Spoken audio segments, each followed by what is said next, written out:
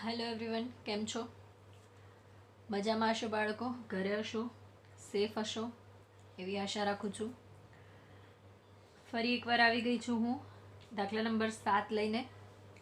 Exercise 2.2 દાખલા number 7. તો આજે મેં સોલ્યુશન ઓલરેડી રેડી રાખ્યું છે. તમારો ટાઈમ ન બગડે, ફટાફટ તમે શીખીને તમે જાતે પ્રિપરેશન કરી શકો એટલા માટે.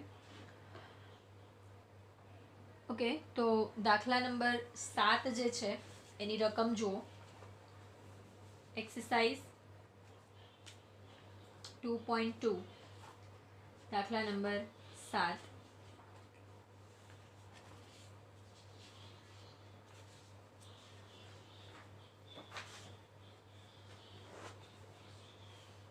નીચે આપેલ ઉંમર વર્ષમાં અને લોહીનું દબાણ એમએમમાં ની વિગતો પરથી ઉંમર અને લોહીના દબાણ વચ્ચે સહસંબંધાંક શોધો. ઉંમર આપેલી છે એક્સ છે અને લોહીનું દબાણ આપેલું છે જેને આપણે વાય કહીશું. તો સૌપ્રથમ એઝ ઇટ ઇઝ આપણે એઝ યુઝ્યુઅલ દરેક મેથડમાં જે રીતે આપણે એક્સ અને વાય લખીએ છીએ એવી રીતે લખી દેવાના. ધ્યાન રાખજો કે હજુ આપણને ખબર નથી કે આપણે કઈ મેથડ વાપરવાની છે. એ ક્યારે ખબર પડશે? એઝ યુઝ્યુઅલ જ્યારે તમે સિગ્મા એક્સ શોધો, એક્સ બાર શોધો અને સિગ્મા વાય શોધીને વાય બાર ફાઇન્ડ આઉટ કરો, ત્યારે જ તમને ખબર પડે કે તમારે કઈ મેથડ યુઝ કરવાની છે. ઓકે, તો અહીંયા એક્સ બાર જે છે 58 મળે છે, પૂર્ણાંક છે. પરંતુ વાય બાર જે છે એ પૂર્ણાંક નથી. તો શું સોલ્યુશન છે? તો કે એક્સ અને વાય વાળી રીત કરવી પડે. X minus x bar, Y minus Y બાર વાળી રીત આપણે નહીં કરી શકીએ કેમ કે બંને પૂર્ણાંક નથી. સિમ્પલ.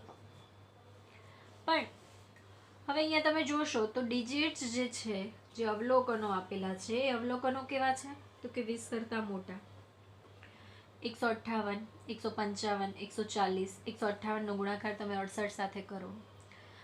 એક્સ અને વાયથી આ દાખલો ગણવા રહેશો તો કેલ્ક્યુલેશનમાં અટવાઈ જશો. ક્યાંક ને ક્યાંક તો માર ખાશો ને ખાશો જ. એટલે આપણે જે એક નિયમ છે એ નિયમ જ ફોલો કરવો રહ્યો કે ભાઈ 20 કરતાં મોટા અવલોકનો છે એટલે કમ્પલસરી આપણે કઈ મેથડ યુઝ કરીશું? યુવી વાળી. હવે યુવી વાળી મેથડમાં યુ અને વી શું છે બેઝિકલી? તો કે આ જે એક્સની કોલમ છે એમાંથી તમે કોઈ પણ એક ડિજિટ પસંદ કરો અને એ તમામ એક્સમાંથી માઇનસ કરો. જેમ આપણે એક્સમાંથી એક્સ બાર માઇનસ કરતા હતા, બધા જ એક્સમાંથી એક્સ બાર માઇનસ કરતા હતા, એવી જ રીતે એક્સ બાર એટલે શું? મધ્યક. અને અહીંયા આપણે જે એ માઇનસ કરીએ છીએ એ શું છે? તો કે ધારેલો મધ્યક. તમે એફઆઈડીઆઈ વાળી રીત ધારેલા મધ્યકની રીતે શોધતા હતા, ટૂંકી રીત 11મા ધોરણમાં. તો અહીંયા પણ ધારેલો મધ્યક જે છે એ આપણે શું કરીશું? તો કે એ દરેકે દરેક એક્સના અવલોકનોમાંથી બાદ કરીશું. સેમ વે વાયમાંથી પણ કંઈક ધારીશું અને એ તમામ વાયના અવલોકનોમાંથી બાદ કરીશું. તો જે પણ કંઈ મળે છે એને આપણે કહીશું વી. ઓકે, તો હવે સવાલ આવે છે કે આપણે એક્સમાંથી કયું અવલોકન ધારીશું? મિત્રો, એના માટે કોઈ જ એવો રૂલ નથી, કાનૂન નથી, કાયદો નથી. તમને મન પડે એ ધારી લો. પછી તમારું મન છે કે આમાંથી એક પણ નથી ધારવું, મારે તો મારી મનની જ જે ડિજિટ છે એ જ ધારવી છે. ઓકે, કંઈ વાંધો નહીં, એ ધારો. પરંતુ ધ્યાન રાખવાનું કે એ આની આજુબાજુની ડિજિટ હોવી જોઈએ. મતલબ કે આમાં જો આ બધા જ જે છે એ 2 ડિજિટવાળા છે, 56, 55, 52. તો એવા જે ડિજિટ્સ છે એની આસપાસનું હોય એનું ખાસ ધ્યાન રાખવું. કેમ કે માની લો કે તમે બધામાંથી 5000 બાદ કરવા ઈચ્છો છો તો એ તો કંઈક અર્થનો અનર્થ જ થશે. અને એટલા માટે મારું એવું સજેશન છે કે જે એક્સ આપેલો છે ને એમાંથી જ ગમે તે ધારી લો. અચ્છા, મારું બીજું સજેશન છે કે જે ધારો છો તો ધારતી વખતે પહેલાં તમારે જોવાનું કે શું કોઈ અવલોકન પુનરાવર્તિત થાય છે. મતલબ કે શું કોઈ એક અવલોકન બીજી વાર રિપીટ થાય છે? જોઈ લો, એક્સમાં છે કોઈ એવું? નથી દેખાતું, રાઈટ. ઓકે, બીજી બાજુ જોઈએ તો આપણો જે એક્સ બાર છે એ કેવો મળ્યો છે? પૂર્ણાંક. તો પછી આપણે એક કામ કરીએ કે એક્સમાંથી એક્સ બાર જ માઇનસ કરી દઈએ. એક્સ માઇનસ એક્સ બાર વાળી રીત નથી કરવાની, પણ કંઈ પણ બાદ કરો તો ચાલે, મેં એવું કીધું. તો આપણે એક્સ માઇનસ એક્સ બાર જ કરીએ, જેથી કરીને એટલીસ્ટ આપણી એક કોલમ 0 થઈ જશે. જો એક કોલમ 0 થાય એટલે એ સૂત્રમાં આપણે 0 મૂકી દઈશું. અહીંયા સિગ્મા યુ 0 થઈ જશે, અહીંયા સિગ્મા યુનો હોલ સ્ક્વેર 0 થઈ જશે, અને એના લીધે આપણી જે કેલ્ક્યુલેશન છે એ ઘણી ઇઝી બની જશે. ઓકે, તો મારું સજેશન છે કે આપણે 58 ધારી લઈએ. અચ્છા, તમારે મારું સજેશન નથી માનવું તો તમારી ઈચ્છા છે કે 55 લેવું છે, હા લઈ લો, જવાબ એ જ આવશે. તમારી ઈચ્છા છે કે 55 નહીં, મને તો 52 ગમે, હા તો 52 લઈ લો. ડન. હું કંઈ જ નહીં કહું કે તમે કેમ 52 ધાર્યું, આમાં તમારી ચોઈસ છે. બટ મોસ્ટ પ્રોબેબલી તમારે જોઈ લેવાનું કે કંઈક રિપીટ થતું હોય તો એને જ ધારો. ડન. એનું લોજિક વિડીયો આગળ કન્ટિન્યુ કરો, એન્ડ સુધીમાં સમજ પડી જશે. વાય જે છે એમાંથી શું ધારવું છે? તો કે વાયમાંથી બી જોઈ લો કે શું રિપીટ થાય છે. તો વાયમાં મને 3 અવલોકનો દેખાય છે, 130, 140 એન્ડ 150. આ 3 અવલોકનો બે વાર રિપીટ થાય છે.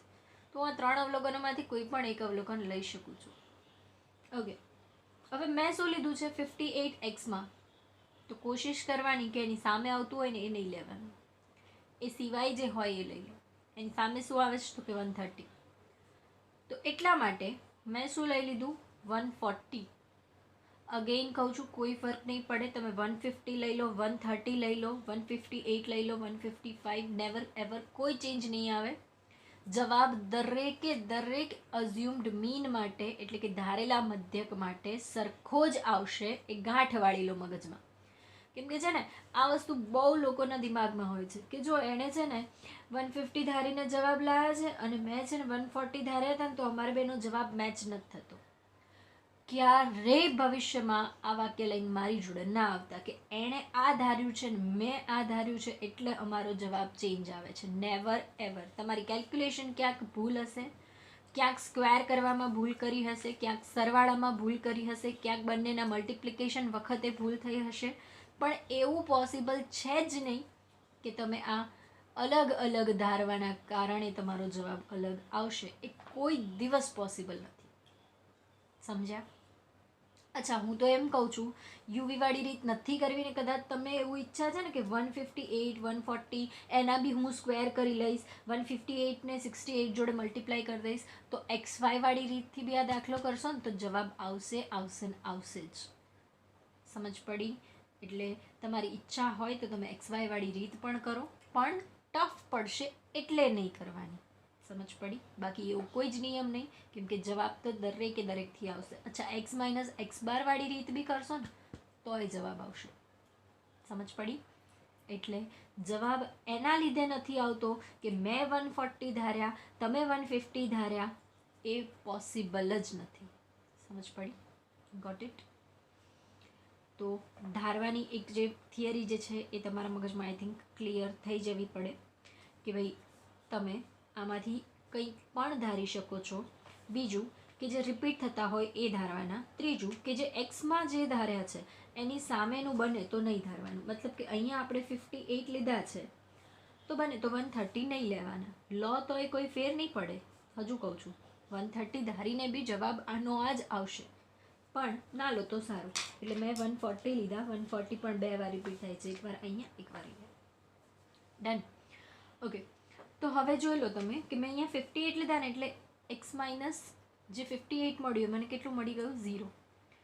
એ જ રીતે માની લો કે 58 બે વાર રિપીટ થાત તો આ કોલમમાં મને 2 0 મળી જાત. ઓકે, એ જ રીતે વાયની કોલમમાં મને 2 0 મળી ગયા.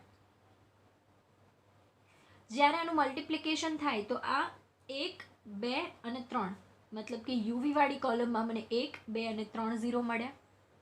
ઇન કેસ માની લો કે 140 3 વાર રિપીટ થતું હોત તો અહીંયા મારા 4 0 બની જાત. ઓકે, હવે કેમ 58ની સામેનું મેં ના લીધું? તો જો આ 0 બન્યું, આ 0 બની જાત અને બીજું એક 0 બનત અહીંયા. તો લાસ્ટવાળી કોલમમાં 0 0 0 અને આ 0 0 એટલે 2 જ 0 બને. સમજ પડી? આ 3 0 કરવા માટેથી મેં એવું કીધું કે એક્સની સામેવાળી જે વસ્તુ છે એને તમારે નહીં ધારવાની. ક્લિયર? કોઈ ડાઉટ હોય તો તમે પૂછી શકો છો.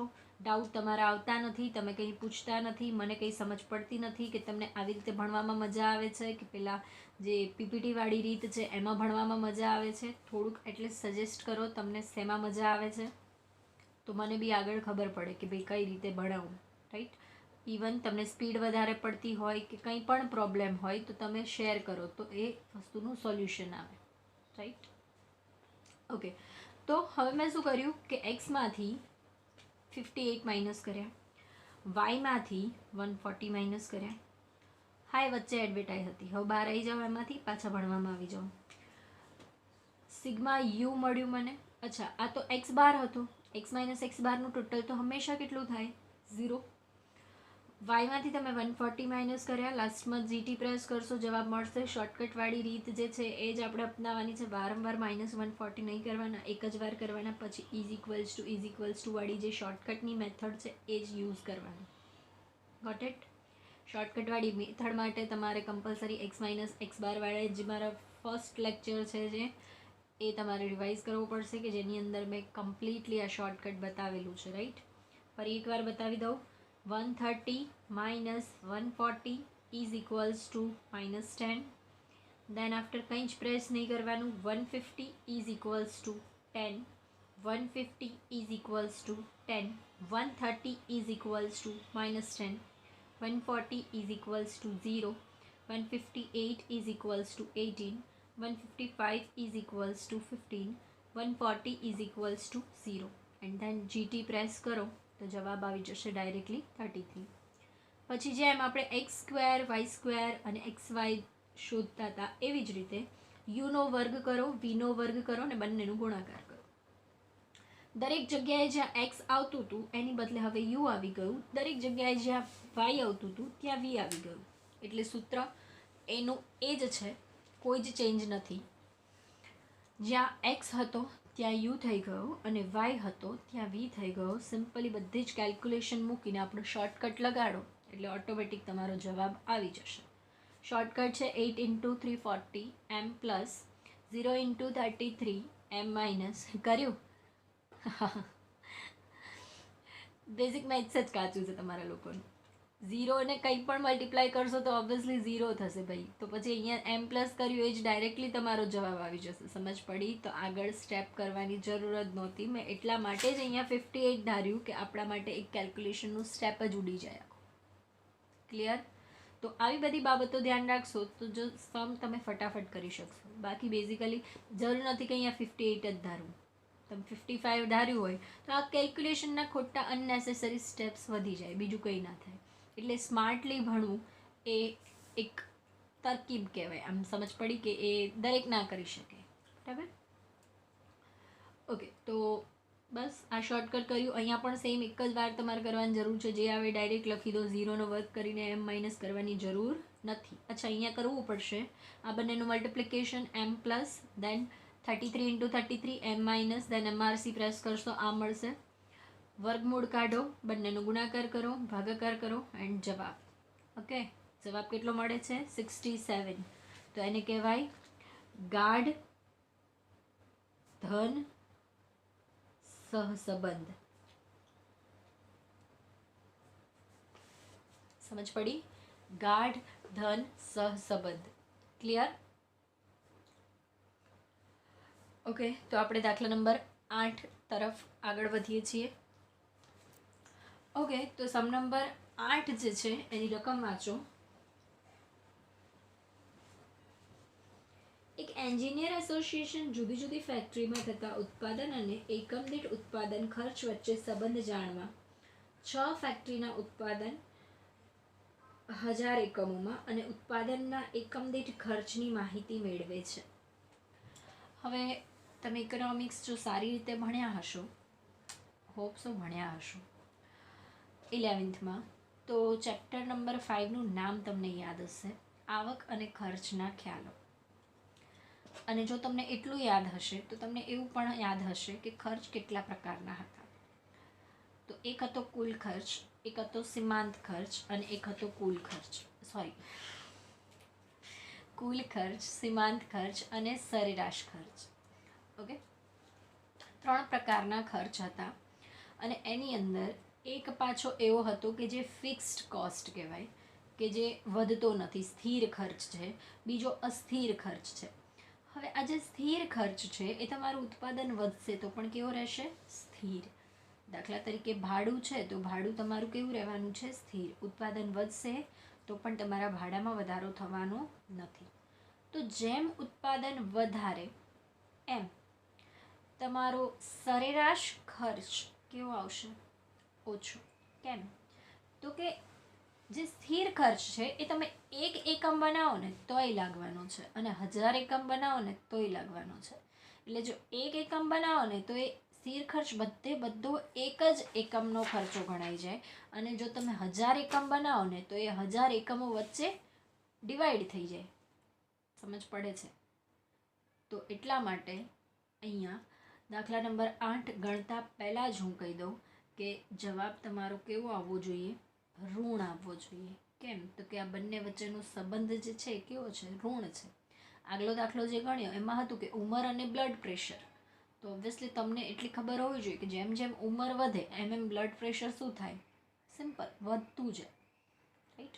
તો ઉંમરની સાથે બ્લડ પ્રેશર વધે તો એનો સંબંધ કેવો આવ્યો? ધન. હવે આવી બધી બાબતો ઇન્ટરપ્રિટેશન છે ને એનાથી આમ તમને મજા આવશે, થોડું ઇન્ટરેસ્ટિંગ લાગશે. અધરવાઇઝ સ્ટેટિસ્ટિક્સ કેવું આમ બોરિંગ લાગે. રાઈટ? તો આવું બધું ઇન્ટરપ્રિટેશન કરતા રહેજો તમારી રીતે તો તમને મજા આવશે, થોડું ઇન્ટરેસ્ટ જાગશે. એમ થશે કે ના, આ વસ્તુ ખરેખર સાચી છે, આપણે રિયલ લાઈફમાં એનો યુઝ ક્યાં કરીએ છીએ સ્ટેટિસ્ટિક્સનો એ ખબર પડશે. એસ તો શું મોટા મોટા આંકડાઓ છે, કેલ્સીની રમત છે, દાખલો ગણી દીધો, જવાબ આવી ગયો. બટ રિયલ લાઈફમાં એ ક્યાં યુઝ થાય એ પછી ખબર છે ને, પેલું કે ભાઈ ભણ્યા પણ ગણ્યા નહીં. રાઈટ? તો એટલા માટે આવું થોડુંક અર્થઘટન કરતા રહેજો. માઇન્ડમાં દાખલો ગણતા હોય ને ત્યારે એક વસ્તુ આવી ક્લિયર થઈ જવી જોઈએ, મારો જવાબ ઋણ આવવો જોઈએ. પછી જો ના આવે ને તો તમને એટલીસ્ટ ખબર પડે કે ના, મારી ક્યાંક તો ભૂલ થઈ છે, જવાબ ખોટો છે કે વોટ એવર. તો તમે એને કરેક્ટ કરી શકો છો. જે પણ ભૂલ આવી છે એ ભૂલને તમે સુધારી શકો છો. રાઈટ? તો દાખલા નંબર 8માં આપણને ઉત્પાદન અને એકમ દીઠ ઉત્પાદન ખર્ચ આ બંને વચ્ચેનો સહસંબંધાંક શોધવાનો કીધો છે. સેમ વે અહીંયા પણ તમને એક્સ આપેલું છે, વાય આપેલું છે. એના ઉપરથી મેં ફાઇન્ડ આઉટ કરી લીધું સિગ્મા એક્સ અને સિગ્મા વાય. સિગ્મા એક્સ ઉપરથી મને મળી ગયો x12 અને એ મને મળ્યો 23.83. તો હું અહીંયા જ અટકી ગઈ, મેં વાય બાર શોધ્યો જ નહીં. કેમ કે જો x12 પોઈન્ટમાં આવે છે તો પછી x - x12 વાળી રીત કરવાનો તો કોઈ ફાયદો છે જ નહીં. તો વાય બાર હું શું કામ ફાઇન્ડ કરું? રાઈટ? તો મેં સ્ટોપ કરી દીધું અહીંયા. હવે મારી પાસે x - x12 વાળી રીત નથી અવેલેબલ, તો શું છે? તો કે x² y² xy. શું કરી શકીશ? 87, 80, 75 આનો સ્ક્વેર જેને પણ મોઢે આવડતો હોય એ બધા જ એ રીત કરી શકે છે. મને નથી આવડતો એટલે મેં x² y² અને xy વાળી રીત પણ સ્કીપ કરી.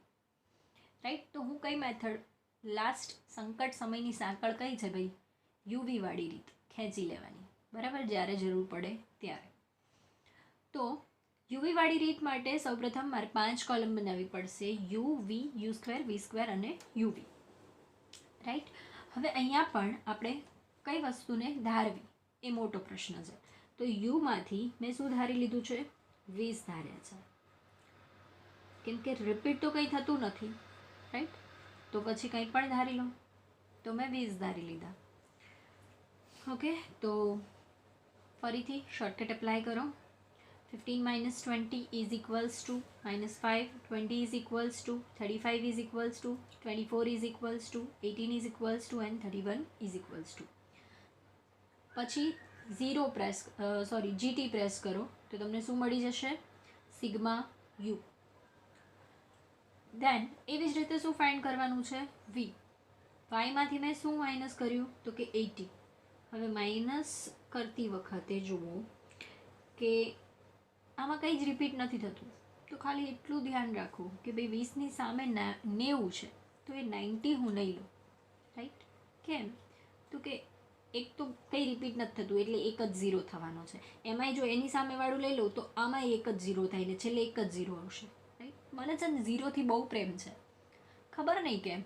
કેલ્સીમાં બધી કેલ્ક્યુલેશન કરવાની હોય તોય મને એમ થાય કે છેલ્લે જેટલા ઝીરો વધે ને એટલી મને મજા આવે. રાઈટ, તમને બી આવશે. ધીરે ધીરે સમ્સ કરતા જશો, જેમ જેમ પ્રેક્ટિસ વધતી જશે એમ મજા આવશે કે હા ભાઈ આટલા તો ઝીરો થઈ ગયા છે. રાઈટ, તો ઓકે ડન. તો મેં છે ને 80 ધાર્યા છે, તમને ઈચ્છા પડે એ તમે ધારી શકો છો. એટલે એ શોર્ટકટ મુજબ આપણે બધામાંથી 80 માઇનસ કરી દીધા, જીટી પ્રેસ કર્યું, 17 જવાબ મળ્યો. યુવાળાનો બધી જનો કોલમનો બધા જ અવલોકનોનો મેં શું કરી દીધો વર્ગ, વીવાળી કોલમનો પણ મેં કરી દીધો વર્ગ, અને દેન આ બંનેનું લાસ્ટમાં મેં કરી દીધું મલ્ટિપ્લિકેશન. રાઈટ, સમજ પડે છે ને? ઓકે, તો હવે મારું ટેબલ રેડી થઈ ગયું. તો એ પછી હું શું કરું છું તો કે સૂત્ર મૂકું છું. R is equals to N into sigma UV minus sigma U into sigma V upon under root N into sigma U square minus sigma યુનો whole square into under root N into sigma V square minus sigma વીનો whole square.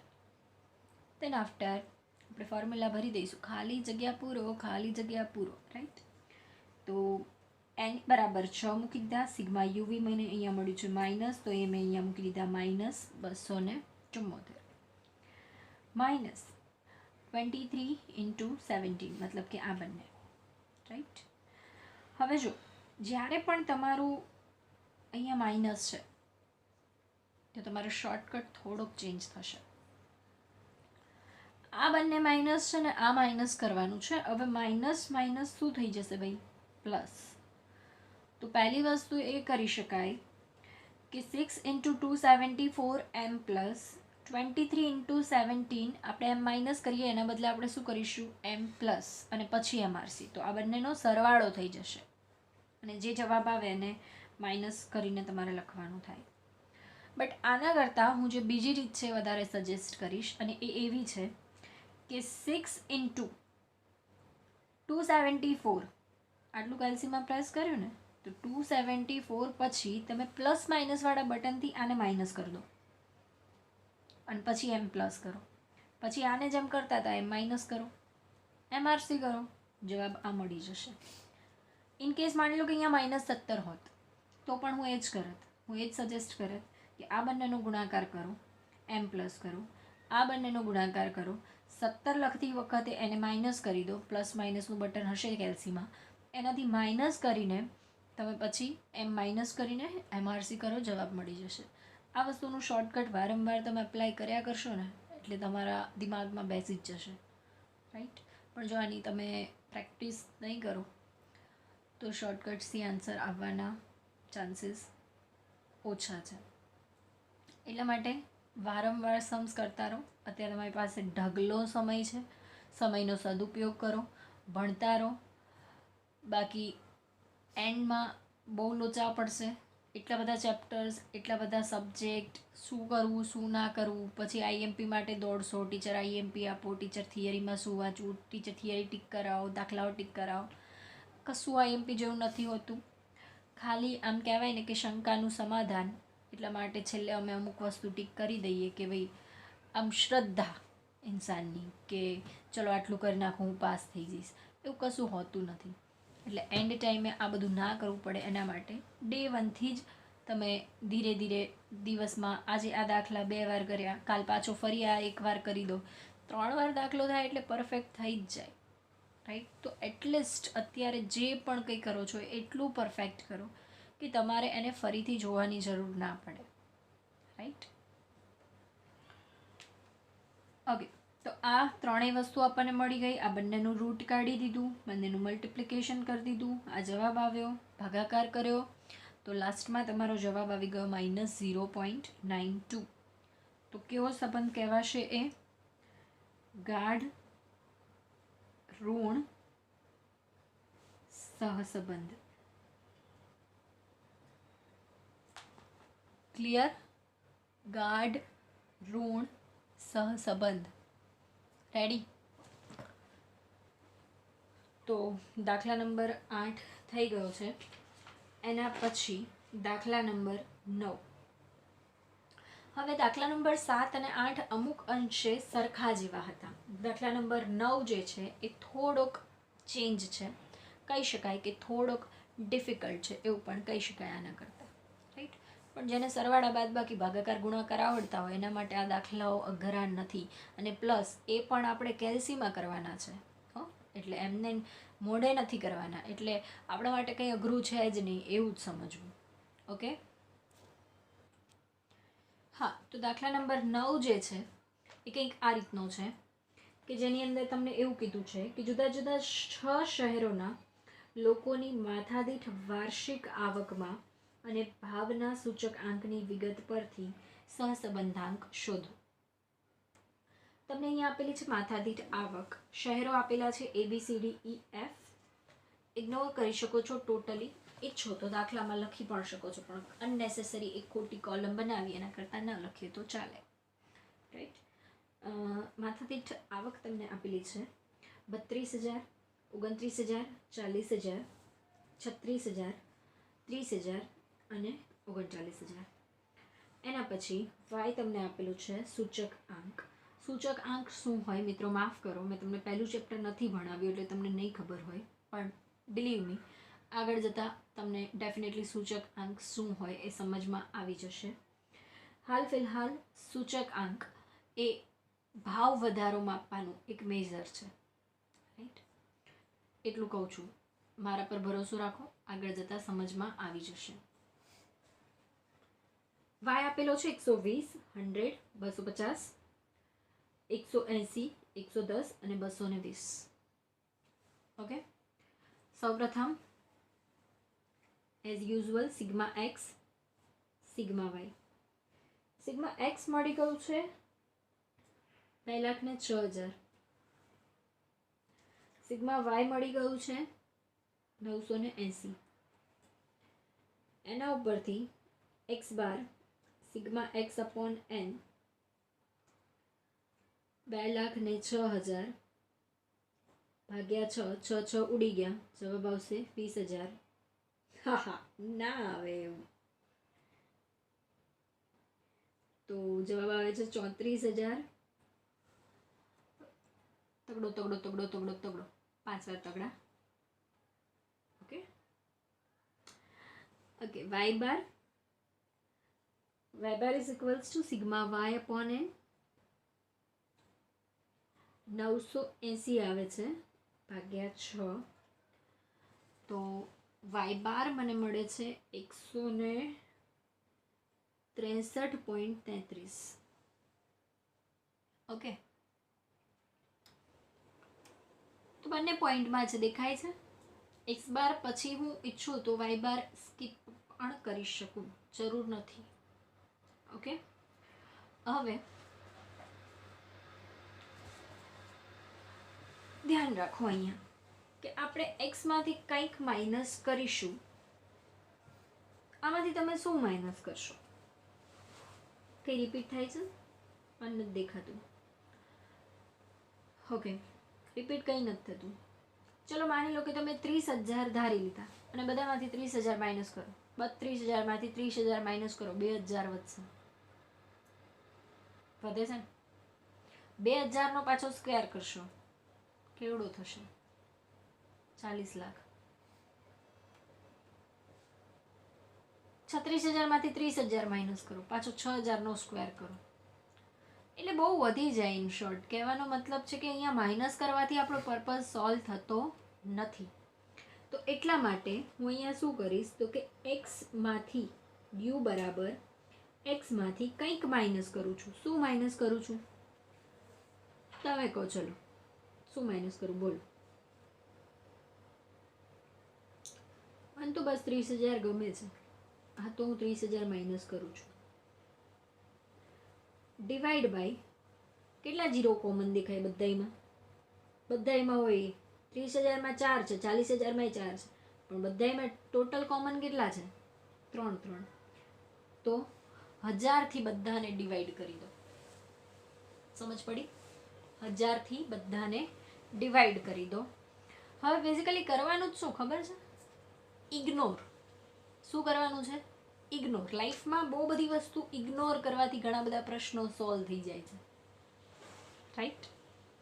તો આપણે શું કરવાનું છે અહીંયા? આ 3 0 છે જ નહીં એવું માની લો. આપણે 1000થી ભાગી નાખ્યા બધાને, એનો મતલબ કે બધાના 3 3 3 3 0 મેંડા મેંડા ઉડી ગયા. તો વધ્યું શું? તો કે 32, 29, 40, 36, 30, 39. હવે માની લો કે આવા જ અવલોકનો આપણને આપ્યા છે અને ડાયરેક્ટ આપણે એવું જ ધારવાનું કે ભાઈ 32માંથી 30 ગયા, કેટલા વધ્યા? તો કે 2. 29માંથી 30 ગયા તો કેટલા વધ્યા? તો કે -1. 40માંથી 30 ગયા 10. 36માંથી 30 ગયા 6. 30માંથી 30 0. 39માંથી 30 9. આનું ટોટલ કરવાનું છે. 2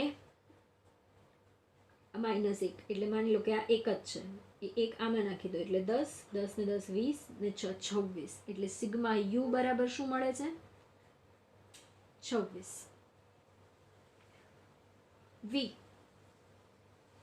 હવે સેમ વસ્તુ વીમાં છે કે વાયમાંથી તમે કંઈ પણ એક ડિજિટ માઇનસ કરશો તો મજા નહીં આવે બહુ.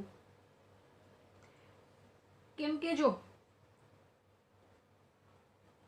માની લો કે તમે 180 બાદ કરો છો તો એ ડિજિટ તો કેવી આવવાની? 250માંથી 180 બાદ કરશો તો કેટલા આવશે? 70. 250માંથી 100 બાદ કરો તો કેટલા આવે? 150. 150.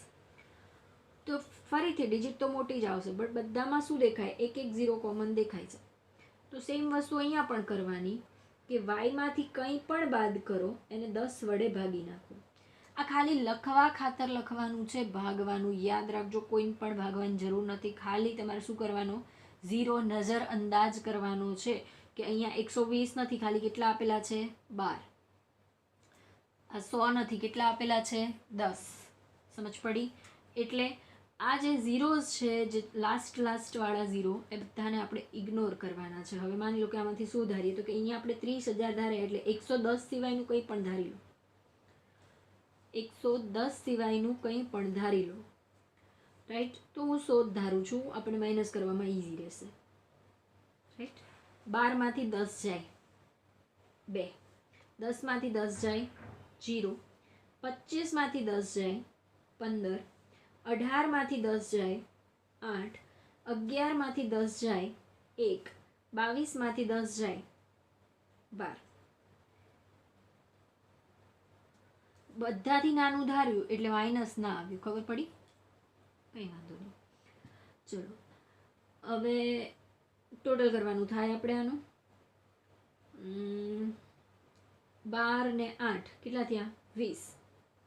20 ને 15 એટલે 35. 35 ને 1 36. 37 38 એટલે સિગ્મા વી મળી ગયો. કેટલો? 38. હવે એ જ રીતે આપણે કરીશું આનો u², v² અને uv. એટલે હવે તો બોલો કે જાતે કરીશું. માની લો કે આનો u અને v શોધતા ના આવડે, પણ u² v² ને uv તો આવડે ને. કંઈ કરવું જ નહીં જાતે. ઘરે બેઠા બેઠા નક્કામાં થઈ ગયા છો સાવ. ચલો હું કરાવી દઉં છું. u² 4 1 100 36 0 99 81. આનું ટોટલ.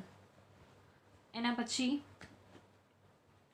ટોટલ હાલ સ્કીપ કરીએ છીએ, પછી જાતે એક સાથે બધાનું કરી નાખીએ. v² કેમ કે થોડું વધારે છે એટલે મારે એક એલસીની જરૂર પડશે. 4 0 225 64 1 અને 144. ડન. આ બંનેનો ગુણાકાર 2 દુ 4 0 150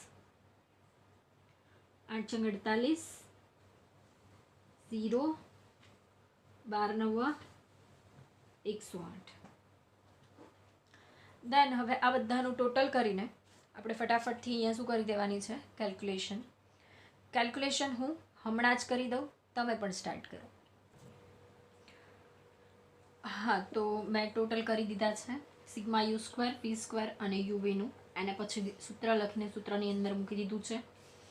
દેન આફ્ટર આ બંનેનું મલ્ટિપ્લિકેશન એમ પ્લસ આ બંનેનું મલ્ટિપ્લિકેશન એમ માઇનસ અને એમઆરસી પ્રેસ કર્યું 872 આવ્યા. એટલે 3 સ્ટેપની અંદર આપણે લખી જ દઈશું.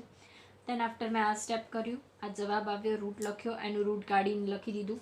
દેન 0 કર્યું કેલ્સી. એના પછી ફરીથી આ બંનેનું મલ્ટિપ્લિકેશન કર્યું એમ પ્લસ 38 × 38 એમ માઇનસ એમઆરસી પ્રેસ કર્યું, આ જવાબ આવ્યો. રૂટ પ્રેસ કર્યું, આ જવાબ આવ્યો. ડાયરેક્ટ એની જોડે આ મલ્ટીપ્લાય કર્યું, અહીંયા લખી દીધું. બંનેનું ડિવિઝન કર્યું તો મને જવાબ પડી ગયો 0.98. પણ પાછળ જે છે એ 5 કરતાં મોટું છે એટલે તમારો જવાબ રાઉન્ડ ફિગરમાં આવી જશે 0.99. અને આ બંને વચ્ચે ગાઢ એટલે અતિ ગાઢ પણ કહી શકાય, ધન સહસંબંધ છે તેમ કહી શકાય. કેવો? તો કે ગાઢ ધન સહસંબંધ. તો ઓબ્વિયસલી સીધી વસ્તુ છે કે જો તમારી માથાદીઠ આવક વધે તો વસ્તુમાં ભાવ વધારો કેવું થવાનું છે? વધવાનું છે. સિમ્પલ વસ્તુ છે, કંઈ જ નવીન નથી. ઓકે, તો આજનો લેક્ચર જે છે આપણે અહીંયા સમાપ્ત કરીએ છીએ. હવે આજે તમારે બેઝિકલી હોમવર્કમાં શું કરવાનું છે? તો હોમવર્કમાં તમે દાખલા નંબર 10 નહીં કરી શકો, એટલે દાખલા નંબર 10 અને 11 એ હું કાલના સેશનમાં કમ્પ્લીટ કરાવું. તો તમે અત્યારે દાખલા નંબર 13 નહીં કરી શકો. દાખલા નંબર 14 જો, દાખલા નંબર 14, યસ. તો આજનું તમારું હોમવર્ક રહેશે દાખલા નંબર 14. દાખલા નંબર 14ની અંદર તમને આપેલા જ છે ઓલરેડી, ખાલી સૂત્ર મૂકો અને જવાબ લાવો. 3 માર્કની અંદર આવા દાખલાઓ પૂછાય કે જેની અંદર દરેક વસ્તુ તમને ઓલરેડી આપેલી છે, સૂત્રો મૂકો, જવાબ લાવો. એટલે આજનું હોમવર્ક તમારું રહેશે દાખલા નંબર 14 અને દાખલા નંબર 15. દાખલા નંબર 15. હવે દાખલા નંબર 15માં બધું જ તમને શબ્દોમાં આપેલું છે. નીચેની માહિતી પરથી આરની કિંમત શોધો. મધ્યક આપેલો છે જેને x બાર અને y બાર કહીશું. 60 x બાર છે અને y બાર છે 95. એના પછી બાજુમાં કંઈક લાંબુ લજક લખ્યું છે. શું લખ્યું છે? મધ્યકમાંથી લીધેલા વિચલનોના વર્ગોનો સરવાળો. મતલબ કે x sigma x minus x બારનો સ્ક્વેર. મધ્યકમાંથી લીધેલા વિચલનો એટલે x માઇનસ x બાર, એના વર્ગો એટલે x માઇનસ x બારનો સ્ક્વેર અને એનો સરવાળો એટલે સિગ્મા. રાઈટ? તો 920 જે છે એ તમારું છે સિગ્મા x માઇનસ x બારનો સ્ક્વેર. 1050 જે છે એ છે સિગ્મા y માઇનસ y બારનો સ્ક્વેર અને નીચે આપેલું છે એનો ગુણાકારનો સરવાળો એટલે કે સિગ્મા x માઇનસ x બાર ઇન્ટુ y માઇનસ y બાર. ડન? તો એમાં પણ તમને બધું ઓલરેડી આપેલું છે. આ દાખલો હું IMP માર્ક કરાવીશ, આવા દાખલાઓ તમને પૂછી શકે છે. રાઈટ? તો દાખલા નંબર 14 અને 15 મેં તમને હોમવર્કમાં આપ્યા. દાખલા નંબર 10, 11, 12 અને 13 એ આપણે નેક્સ્ટ સેશનમાં કરીએ એટલે આપણું 2.2 જે છે અહીં આપણે ખતમ કરીશું નેક્સ્ટ લેક્ચરમાં આજેની. ઓકે ફ્રેન્ડ્સ, જય હિન્દ,